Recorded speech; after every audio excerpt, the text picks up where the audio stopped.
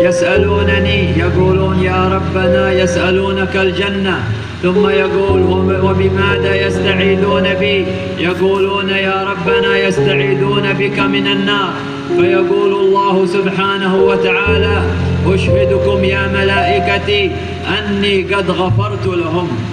Kemudian Allah juga bertanya kepada malaikat, wahai malaikatku, mereka duduk zikir nyebut nama saya, apa yang mereka minta?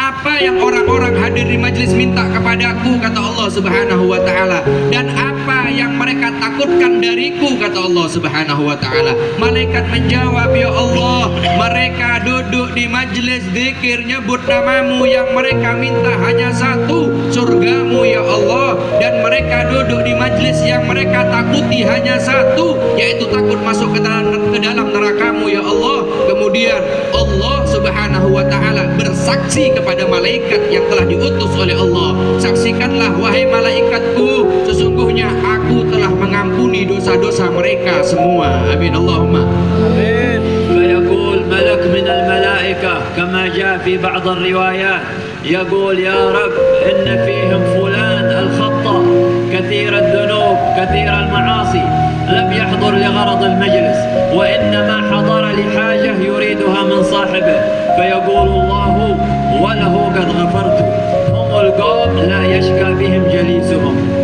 Kemudian ada satu malaikat yang mana malaikat protes, malaikatnya tidak terima. Kenapa malaikat kok protes? Bilang, ya Allah, ternyata di situ ada satu orang yang mana orangnya hadir di majelis, hadir di lapangan, tapi niatnya bukan hadir majelis ya Allah. Ada orang yang hadir di lapangan, misalnya hanya dia maksudnya nagih utang, hadirnya di majelis jualan, hadirnya di majelis buka balon, rumah balon. Ini atas dia dan ini atas. Hadirnya di majelis hanya cuma nongkrong ngopi, hadirnya di majelis cari lirik-lirik pasangan. Malaikatnya protes, ya Allah gimana itu? Katanya diampuni semua dosa-dosanya. Maka katanya Allah Subhanahu wa taala dalam riwayat yang lain disebutkan bahwasanya mereka juga aku ampuni dosa-dosanya, meskipun niatnya hadir majlis bukan untuk majlis tapi untuk cari teman. Allahu Akbar. Wa qara'tum ratib al-imam al-Haddad, hada al-imam al-azim, imam min akabir al-awliya fi Tarim. هذا الإمام بحر في العلوم، من أكابر الأولياء، حتى لقب بشيخ الدعوة وبقطب الدعوة والإرشاد. هذا الإمام الحداد عبد الله بن علوي الحداد كان يركع في كل يوم 100 ركعة في وقت الضحى، يصلي كل يوم 100 ركعة.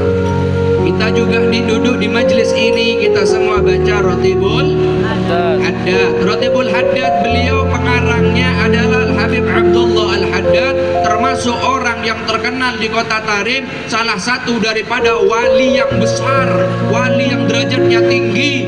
Beliau keutamaannya atau beliau kesehariannya adalah orang-orang yang alim, orang-orang yang ngajar, orang-orang yang banyak belajar kepada Habib Abdullah, termasuk dijuluki Bahr, adalah lautan ilmu. Dari saking luasnya ilmunya sampai dijuluki lautan ilmu.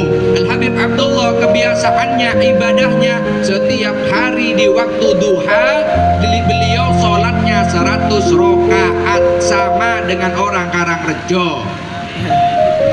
هذا الإمام الحداد أصيب بالعمى من صغره، ولكن الله أعطاه عين البصيرة فصار يشاهد بقلبه، فألف كثير من الكتب وعنده كثير من العلوم، حتى كان بعض الناس يستغرب من كتب الإمام الحداد، فقال كيف هذا الإمام أعمى ويؤلف هذه الكتب بهذه الفصول المنسقة، بهذه الفصول المرتبة وهو أعمى.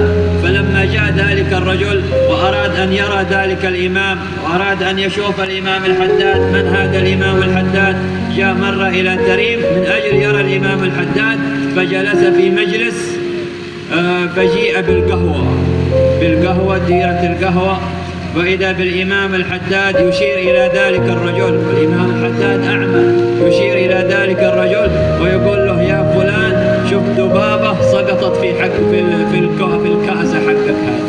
ما شاء الله.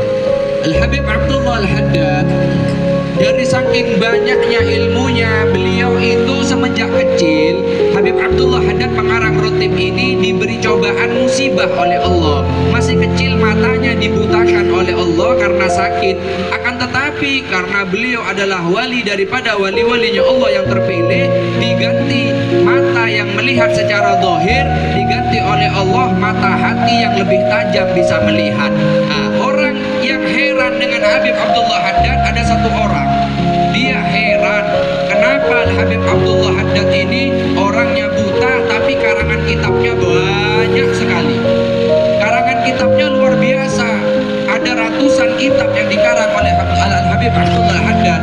Padahal orangnya buta, tidak bisa melihat. Sampai pada suatu saat ada orang datang ke kota Tarim, datang ke majelisnya Al-Habib Abdullah Al-Haddad, ingin membuktikan bahwasanya beliau adalah orang wali. Kok heran, wali bisa nulis, bisa ngarang kitab. Akhirnya pada saat hadir majelis taklim, majelis sholawat seperti ini, dikasih kopi, satu orang satu gelas kopi. Jadi ada hidangannya. Kalau di sini hidangannya aqua, kalau di Tarim hidangannya kopi satu gelas.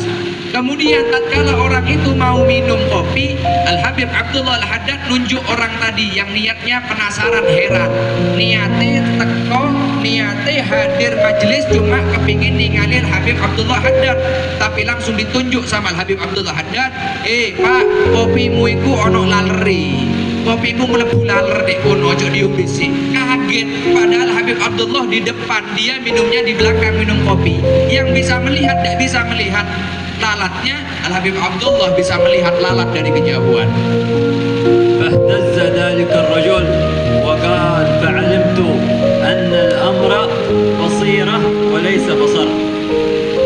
Kemudian orang tadi kaget, kok tahu Habib Abdullah Haddad kalau kopi saya kemasukan lalat, kok semerap li kopi ning kula niki kemasukan laler, padahal saya jauh dari Habib Abdullah Haddad. Maka orang tersebut menyimpulkan bahwasannya pandangan dan penglihatan hakikatnya bukan yang zahir yang sekarang kita lihat sepasang mata, akan tetapi pandangan atau penglihatan yang hakikat adalah pandangan hati yang diberikan oleh Allah Subhanahu wa taala. ما قال ربنا في قرآنه إنها لا تعمى الأبصار ولكن تعمى القلوب التي في الصدور.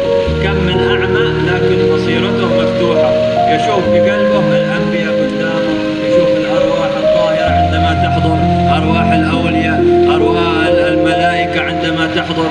هكذا الأولياء يرون بعيون قلوبهم إن أعميوا بعضهم، لكن الكثير منهم ما شاء الله عينه وقلبه مفتوحة، يرى ما شاء الله هذه الأرواح، أرواح الأولياء عندما تحضر مجالس الذكر، يرى الملائكة عندما تتنزل. هكذا الله أعطاهم هذه المواهب.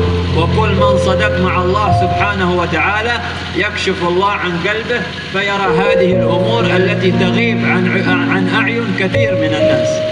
Makanya disebutkan dalam Al-Quran, sesungguhnya sejatinya kedua mata ini juga melihat, akan tetapi hakikat penglihatan itu adalah yang ada di hati. Penglihatan itu ada di hati. Makanya para wali-walinya Allah Subhanahu wa taala, berapa banyak mereka yang buta matanya, yang tidak bisa melihat matanya, tapi diberikan keistimewaan, hatinya bisa terang, hatinya bisa melihat. Memang banyak orang-orang melihat kita sekarang burung yang terbang, melihat orang-orang berjalan, tapi berapa banyak daripada wali-wali Allah Subhanahu wa taala yang diberikan keistimewaan karena kejujuran mereka ibadah dan ingin dekat kepada Allah. Allah bukakan pintu hatinya, Allah bukakan pintu matanya, sehingga beliau para wali-wali Allah yang melihat daripada hati itu melihat malaikat sedang turun dari mata hatinya, mereka bisa paham sekarang malaikat sedang turun. ومرة كان الإمام الحداد أيضا يعمل درس في مسجده في تريم مسجد الهجيرة، كان يعمل الدرس، فإذا جاء الإمام الحداد يفرشوا له سجادتين تحته يجلس عليها ويعمل الدرس. ومرة حضر أحد الشياب الكبار من العلماء فنظر إليهم وهم يفرشون للإمام الحداد هذه السجادتين، فقال في نفسه: إيش هذا؟ عبد الله بن علوي الحداد رجل عادل يقتل له شاب ويفرشون له 2 سجاجيد، كيف هذا؟ أنكر عليه. فلما جاء الإمام الحداد وجلس على تلك المصلى وبدأ في درسه، فإذا به يزخر بالعلوم كأنه بحر يتحرك بالعلوم. فقال ذلك الرجل: يا جماعة، هذا عبد الله بن علوي الحداد يستحق أن تفرشوا له 10 سجاجيد وليس سجادتين. Suatu ketika Al-Habib Abdullah Al-Haddad sedang ngajar di suatu langgar, di suatu musola. Ngajar, kemudian ada orang yang utawi nopo beberaken 2 sajadah. Biasanya kalau alim ulama di beberno 1 karpet, niki mboten 2 sajadah dibeberaken, 2 sajadah dibeberkan untuk Al-Habib Abdullah Al-Haddad. Masih muda usianya, tidak begitu tua, sehingga ada seorang waktu itu yang hadir di majelis tidak terima. Kenapa? Iki wong si enom, ini orang masih muda kok dikasih sejadah 2. Biasanya orang yang sejadahnya 2 itu orang alim, ini kok anak muda dikasih sejadah 2, katanya orang tadi. Sehingga datang Al-Habib Abdullah Al-Haddad, duduk di sejadahnya, kemudian beliau langsung mengeluarkan ilmu-ilmunya, kalam-kalam ilmu-ilmunya yang tidak pernah orang ketahui, dikeluarkan semua, seakan-akan kayak lautan yang sedang tumpah tsunami-nya. Artinya apa? Semua dikeluarkan ilmu-ilmunya Al-Habib Abdullah Haddad, sehingga orang tadi yang tidak suka kemudian menjadi yakin, ngomong sama orang-orang yang hadir, Bapak, sampean kalau gelar atau sampean beberaken 2 sajadah keliru.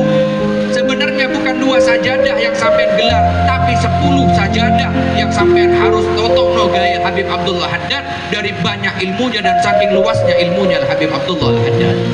وهكذا الراتب الإمام الحداد يكون حفظ لمن قرأه في بيته، يكون حفظ للبيت ولجيران البيت أيضا.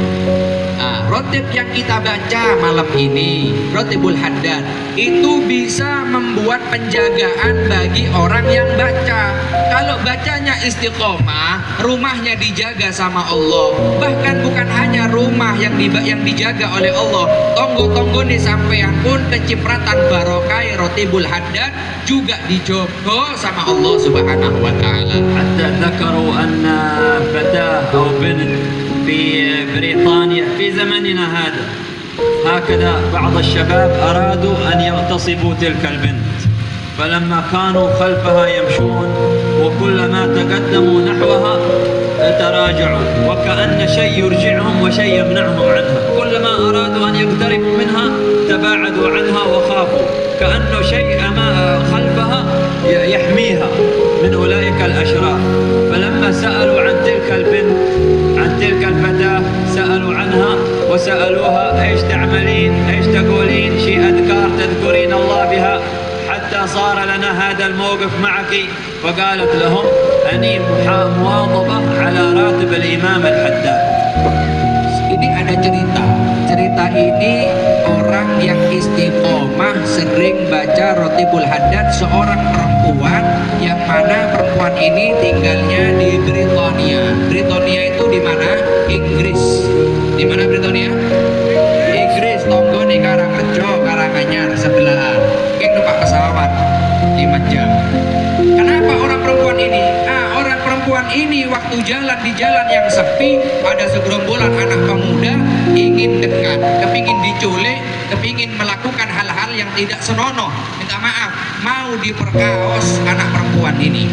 Setelah ingin diculik, mau diperkaos, dekat kepada anak perempuan, mundur lagi itu anak pemuda, 5 atau 6 lebih anak pemuda. Mau dekat lagi, mau diculik, mundur lagi. Kayak ada tameng yang jaga, mau dekat lagi, mundur lagi. Sampai suatu ketika penasaran, tobat, dekat bukan untuk menculik tapi mau tanya, perempuan, anak gadis, saya kemarin tadi malam mau nyulik sampean, tapi kenapa kok saya seakan-akan ini tidak bisa maju, kok ada yang menghalangi? Apa amalan kamu? Apa yang kamu lakukan? Punya sihir? Apa punya ilmu? Apa punya apa kamu ini? Dijawab, enggak, saya enggak punya sihir. Cuma saya kebiasaannya setiap hari sering baca rotibul haddad, makanya saya dilindungi oleh Allah Subhanahu wa taala. فمن واظب على هذا الراتب الشهير كان سببا في حفظه من الله سبحانه، كان سببا في حفظه وفي حلول الخيرات والبركات عليه وعلى أولاده، وكل من واظب عليه يرى البركة بعينه في ماله في ولده وفي أموره الدنيوية، وما شاء الله وسعادة إن شاء الله في الأخرى، لأن هذه كلها أذكار نبوية، أذكار محمدية، كلها جاءت على لسان النبي محمد صلى الله عليه وسلم، إلا أن الإمام الحداد جمعها للناس واختصرها حتى يسهل على الناس أن يقرأوها. Nah, makanya orang yang senantiasa istiqomah baca rotibul haddad, bukan hanya di majelis ini sebulan sekali, tapi di rumahnya baca rotibul haddad, itu sebab penyebab sampean dilindungi oleh Allah Subhanahu wa taala. Bukan hanya cuma dilindungi, tapi penyebab datangnya keberkahan, datangnya rahmat. Rahmat itu dan keberkahan datangnya kepada sampean, kepada anak-anak sampean, kepada keluarga sampean, kepada tetangga-tetangga sampean, karena barokahnya sampean baca rotibul haddad. Makanya rotibul haddad ini zikir-zikir bukan zikir pas ngarang, tapi zikirnya rotibul haddad ini ada hadisnya dari Nabi Muhammad. Itu adalah wiritannya Nabi Muhammad dikumpulkan sama Al Habib Abdullah Haddad, makanya barokah. فيه الباقي